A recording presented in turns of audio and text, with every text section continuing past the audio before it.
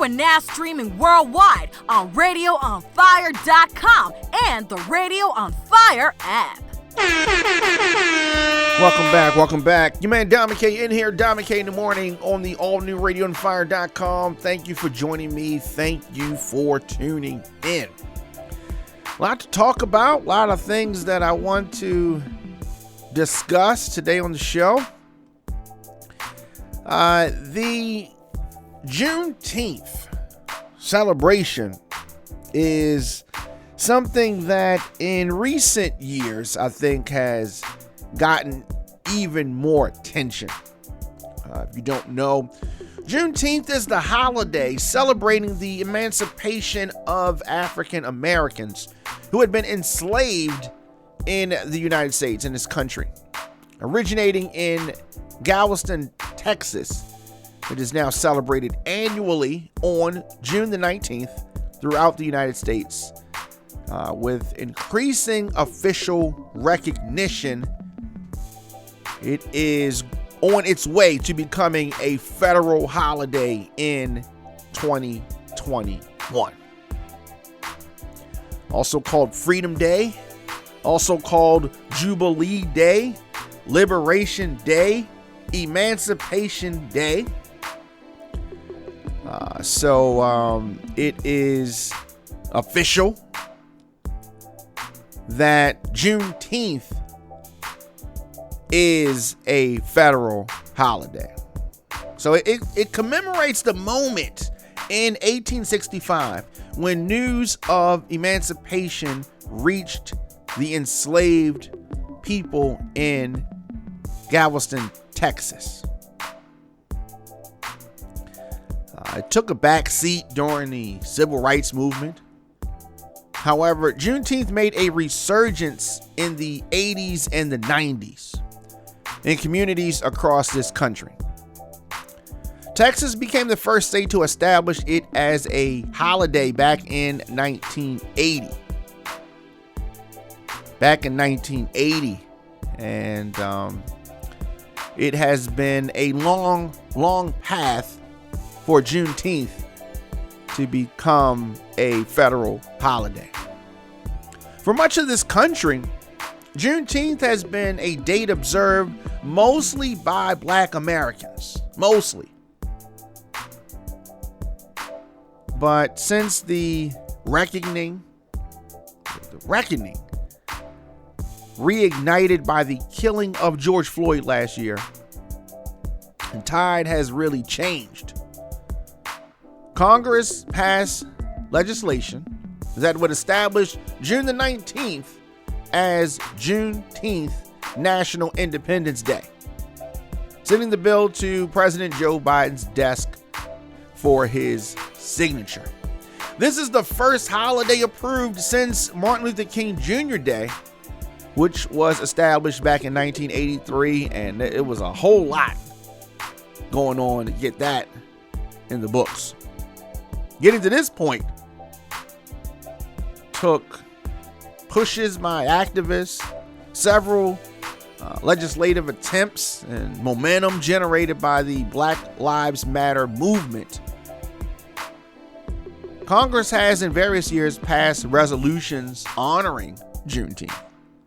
But it wasn't until last year that lawmakers considered making it a national holiday.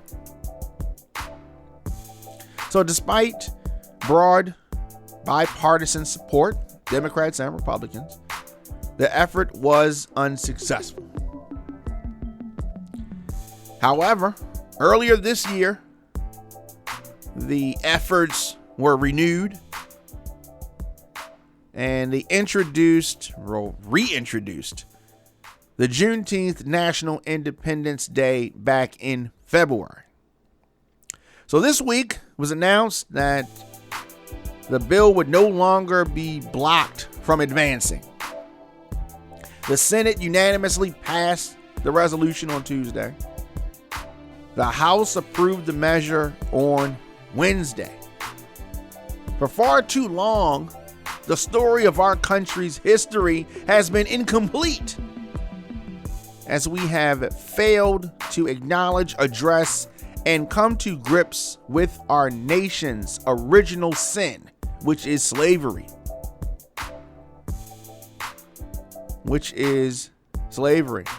So Congress passed a bill making Juneteenth a federal holiday. So Joe Biden is going to sign the bill into law today, 3:30 p.m., and he's going to deliver some remarks. Well, this is a good thing. This is a good thing. So, you've been seeing people talking about Juneteenth more and more. Maybe when you were in school, they didn't talk about it, or they glossed over it, or just, breezed past it. So Juneteenth becoming a federal holiday. Just tuning in, it's your man Dom McKay in here, Dom McKay in the morning on the all-new radioonfire.com. Here on the program, we deliver the biggest political and trending news stories of the day with original reporting and interviews from across this country, emanating from our studios in Baltimore and Atlanta. The show is fun, the show is upbeat, but I also want to expose what is really happening in this country. Radio on Fire is Black voices giving you the American story, and it's a hell of a story. New episodes of the program drop Monday through Friday, 8 a.m., but I don't want you to miss any of our live broadcasts. In addition to our 8 a.m. program, we drop content throughout the day as news happens. Hit that notification bell so you get an alert whenever we go live. Dom McKay in the morning on the all-new radioonfire.com. Earlier this week, sad story in DeKalb County, Georgia. A grocery store shooting, murder happened. And, I don't understand why this cashier was killed. So police have identified the cashier, identified the killer, and this shooting took place over a mask dispute in this DeKalb County grocery store. It's called Big Bear grocery store. I've driven past it many times. I've never been in there, but I've driven past it many times. So the cashier who was killed Monday in this shooting in the supermarket was 41-year-old LaQuetta Willis.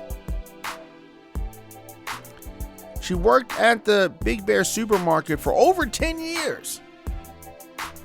A GoFundMe page has been set up to help with her funeral expenses. And, I don't understand how, why. I want to give money to the GoFundMe. So June the 14th, Miss Willis was tragically murdered while working at Big Bear. She leaves behind a mother, niece, friends, younger sister, and they are raising money to give her a deserved send-off. So if you can donate to that, please do. I'll put a link in the description. So the GBI, Georgia Bureau of Investigation, identified the suspect, this suspected shooter, Victor Lee Tucker Jr., 30 years old, also of Georgia, Palmetto to be exact. So he's facing charges, murder, and 2 counts of aggravated assault. He is in Grady Hospital recovering. He's in stable condition because there was all kind of stuff going on in this supermarket. And I said this is over a mask. So the suspect has a history lengthy history, actually, of prior arrests. He's been arrested at least 8 times in DeKalb County, leading to probation and anger management classes. So he is accused in this shooting. Unfortunately, his cashier killed back in 2012. DeKalb County court records show that Mr. Tucker was ordered to take 6 anger management classes related to misdemeanor charge for battery. So he and the deceased cashier got into some kind of an argument about his face mask. He was asked to pull up his mask. He had the mask on his face. It was not, being worn correctly. She asked him to pull it up. Tucker left the store without making a purchase, but immediately returned inside. Tucker walked back directly to the cashier, pulled out a handgun, and shot her. Man, it was not worth this. Was not worth this. He is now facing 3 felony crimes. 3 felony crimes he is facing.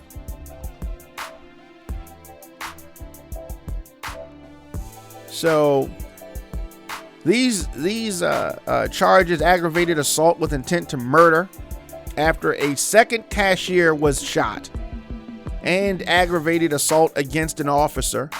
The final charge is the result of Tucker allegedly shooting a DeKalb County Reserve deputy, Danny Jordan, who was working off duty as the supermarket's security officer. Jordan fired back at Tucker, striking him. This was a mess. So the supermarket has been closed since Monday. They reopened today. There was a private vigil yesterday. Signs outside the store list the upcoming public vigils, including one tonight at 7 p.m. and also one on Monday. So it's posted in the store, wearing the mask and all that kind of stuff. He had the mask on his face. I mean, he couldn't stand that she said something. Like, what caused him to flip? What caused him to flip like this? Why are we responding like this? He shot and killed his sister. His black sister. Over what? Because she asked him to pull the mask up? Happens to me quite often. I don't know, not every day, but sometimes I forget the mask. He had his mask on his face. I mean, I've been on the phone, gotten out of a car, walked in the store, and they're like, hey, you need to put your mask on. Where's your mask at? I'm like, oh, snap. Okay, and I go back to the car, grab my mask. Not a big deal. If I have the mask on my face, I just pulled it up. I mean, it wasn't a big deal. He clearly knew that he needed a mask because he had a mask on his face. He just had it pulled down. I don't understand why. I don't understand why we're reacting like this. And even if she said it in a way that he didn't like. Now look at this situation. Do you feel better now? Your freedom's gone. Real talk. Your freedom's gone for real, for real. He's going to have a lot of time to think this over. He's going to have plenty of time to replay these moments in his mind and wish that he had responded differently. He's going to have plenty of time to do that. Let me know your thoughts in the comment section. Instagram, Facebook, Twitter, LinkedIn, TikTok at The Diamond K Show. at Radio on Fire. Of course, Diamond K in the Morning is available everywhere you get your podcasts: Apple Podcasts, Stitcher, Spotify, Google Podcast. Of course, radioonfire.com, the Radio on Fire app, the WRF Radio app. You can download that from your app store. Leave me a comment. Scroll your timeline, attend a Zoom meeting on mute, do some online shopping, send an email, all while listening to Diamond K in the Morning on youtube.com/DJ Diamond K. Get breaking news, adult conversation covering topics that are important to Black culture. Visit radioonfire.com for our original radio and podcast videos, TV programs, all of that. All powered by On Fire Media, On Fire Television. Absolutely. So, this weekend, Father's Day weekend, and, fathers don't get the same kind of attention that mothers get for various reasons. This weekend, in honor of Clifton Smith, aka Mr. Cliff. He was a community leader, mentor, barber, and a phenomenal father. The Black Community Action Coalition and the Peace Team presents Father's Day weekend free cuts for dads. There are 30 slots available, first come, first serve. That is Saturday and Sunday, June the 19th and the 20th, from 9 a.m. to 7 p.m. Free cuts for dads.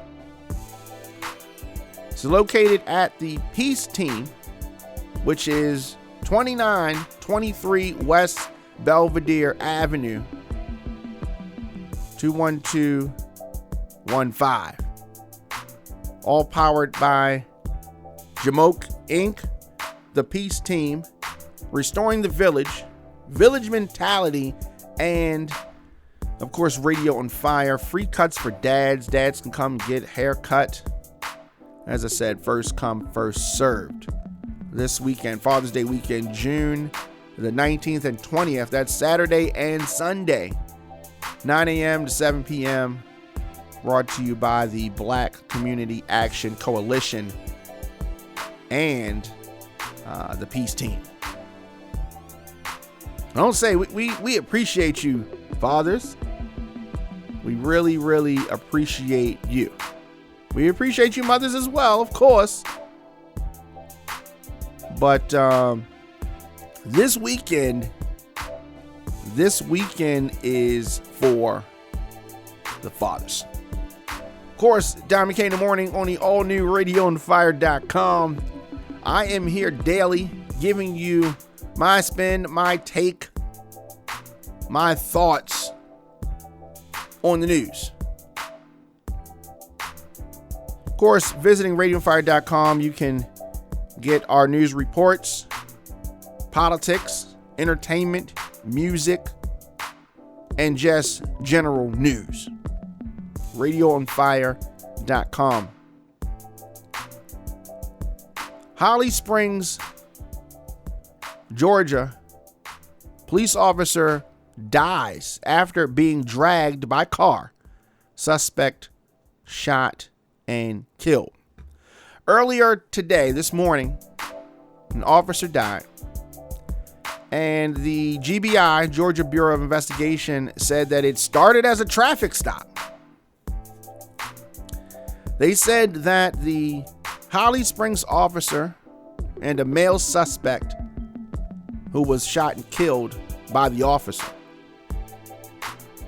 They're still gathering details. It's going to be a press conference 2 p.m. today. The Bureau confirmed that the officer's body has been taken to a lab for an autopsy.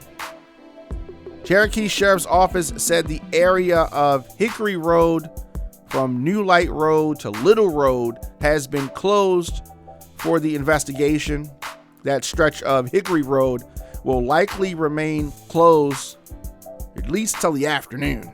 So avoid that area. Of course, law enforcement agencies mourning the death of the officer. So you want to keep the Holly Springs Police Department in your thoughts and prayers. Of course, his family and friends as they mourn the loss of one of their officers who was killed in the line of duty. So much by way of violence. Talked about this last year. The Atlanta college students who were tased and dragged from the car during the protests announced a lawsuit against the city. Tanya Pilgrim and Messiah Young are the students in question.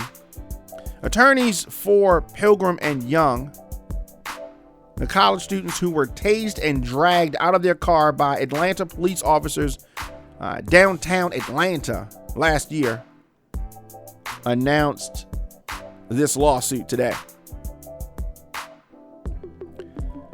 A release said that the lawsuit has been filed against the city of Atlanta, Mayor Keisha Lance Bottoms, and several police officers that were involved in the assault. It is an episode that they describe as the most traumatic thing that has ever happened to them.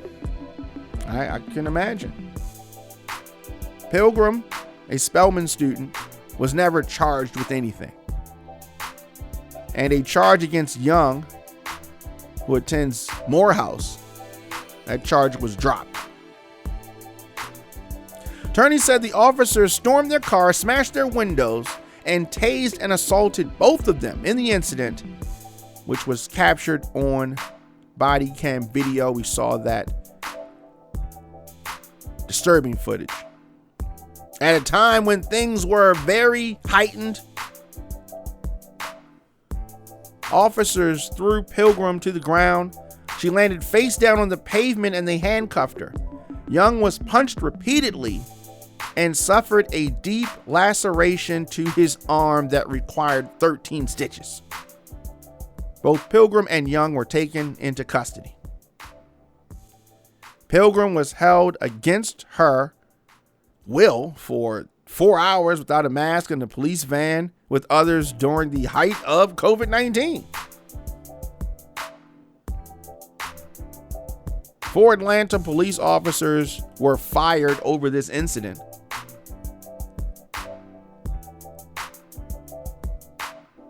Investigators Ivory Streeter, Mark Gardner, and later Armand Jones and Lonnie Hood, Roland Claude and Willie Sauls,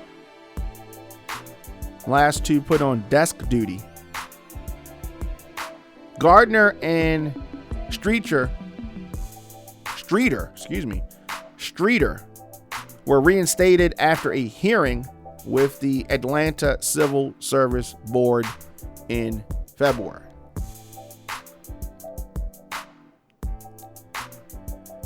So,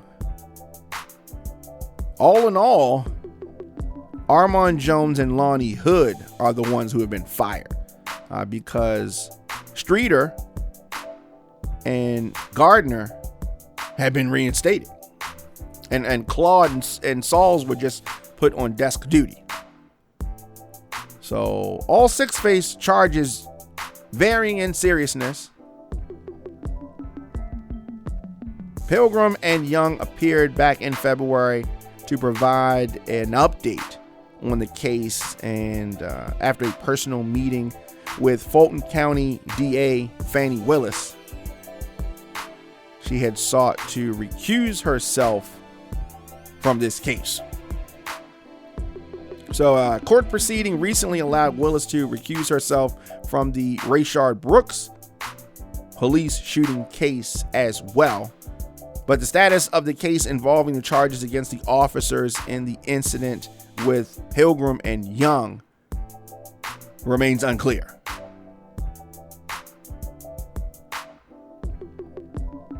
So they definitely have a case against the city of Atlanta and the officers. And here's the thing. When you are in the line of duty and you do something, of course, there's a lawsuit there. Lawsuit against the city, lawsuit against the officers, lawsuit against the police department. That's what they have to deal with. Officers do not like to be held accountable. And to that I say, be mindful of your actions. The same way that you hold citizens accountable for actions, you yourself are a citizen. You're not above the law, police officers. Not at all. And they should be held accountable when they do wrong.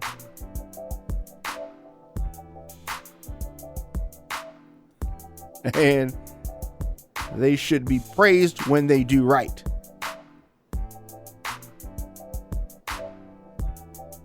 Should be praised when they do right and held accountable when they do wrong.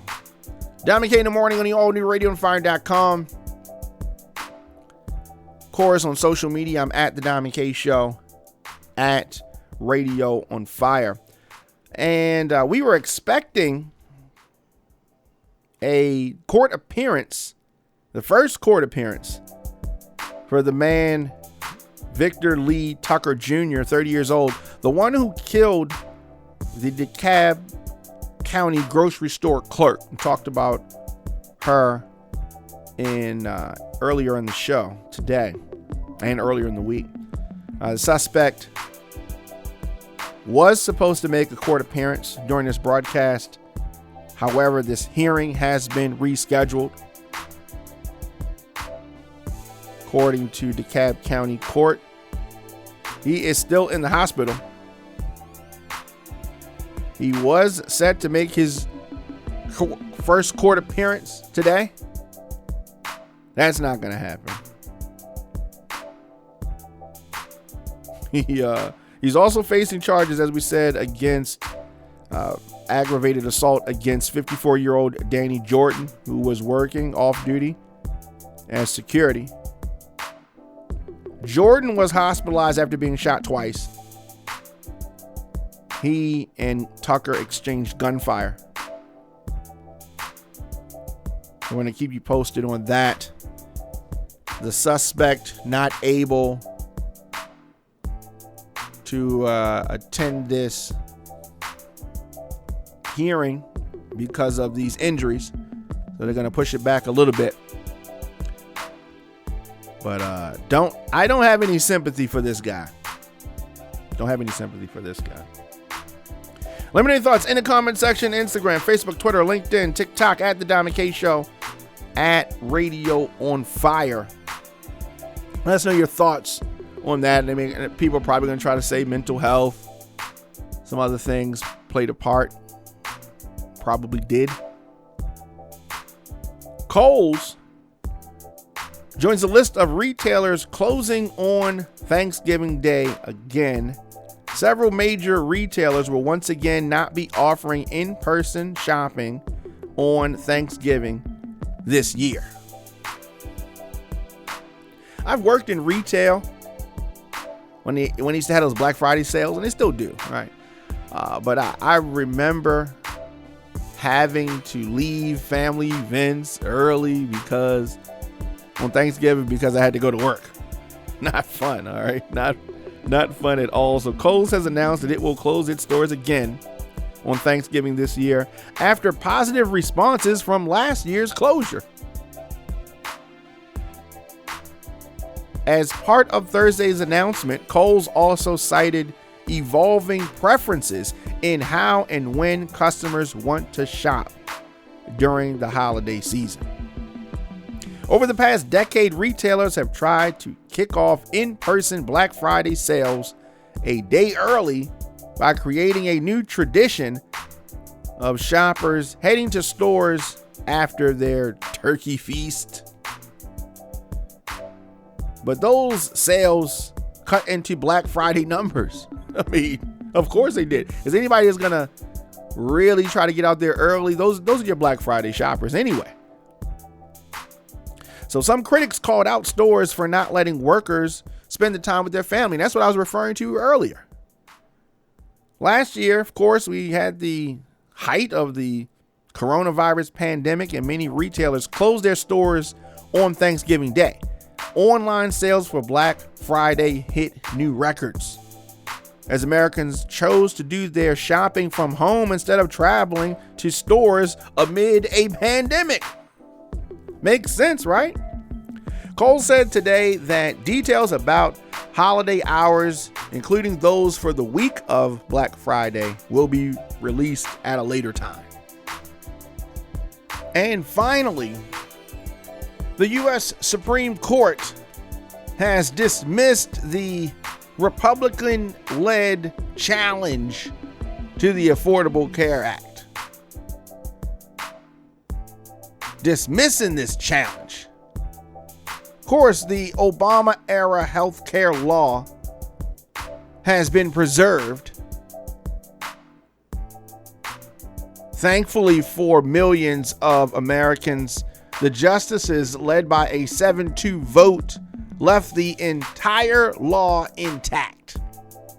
Entire law.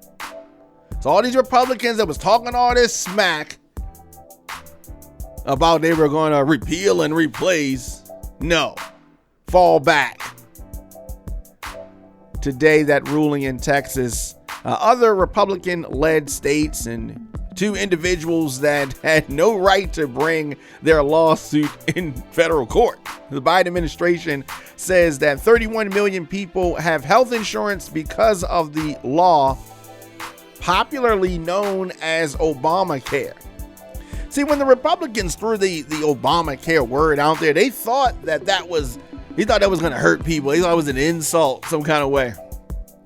The law's major provisions include protections for people with pre-existing conditions, a range of no-cost preventative services, and the expansion of the Medicaid program that ensures lower-income people, including those who work in jobs that don't pay much or provide health insurance, can get coverage. So I thought that this was a no-brainer, but Republicans, of course, wanted to fight anything that President Obama was a part of. So there you go. For Medicare recipients, Obamacare also improved preventive care and, more importantly, closed a prescription drug coverage gap for several $1,000s that was known as the donut hole. Don McKay in the morning, all new radioonfire.com. Thank you for joining me. Thank you for tuning in. I will be back here tomorrow with more of the program. Of course, radioonfire.com is where you go. Stay in touch. Stay up to date. DJDiamondK@gmail.com. Also, YouTube.com/DJDiamondK. I have new music out there. Search me on anywhere you get music. Diamond K. Giving you more talk, more news, and more music. It's Radio on Fire.